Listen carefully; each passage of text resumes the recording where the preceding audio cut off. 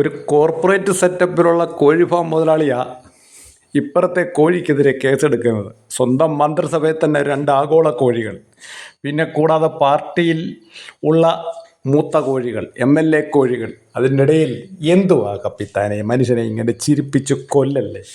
ഇത് അധികകാലം ഓടത്തില്ല. മറ്റു കൈവല്ലം മരുന്നുണ്ടോ? ഭരണ നേട്ടങ്ങളോ മറ്റോ? 25 രാജ്യങ്ങളിൽ പോയല്ലോ. വല്ല കൊണ്ടുവന്ന ആ ഇൻവെസ്റ്റ്മെൻ്റ് അല്ലേ ഇങ്ങോട്ടൊന്ന് വിളമ്പിക്കാട്ടെ.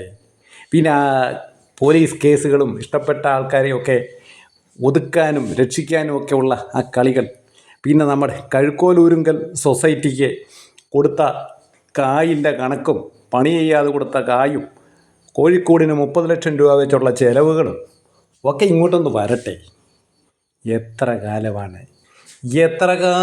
ഇങ്ങനെ നാട്ടുകാരെ പറ്റിക്കാൻ പറ്റുന്നത്? ലെവലേശം ഉളുപ്പ് അതില്ല എന്നറിയാം, എന്നാലും ഞങ്ങൾക്കുളുപ്പുണ്ട്. പ്ലീസ്.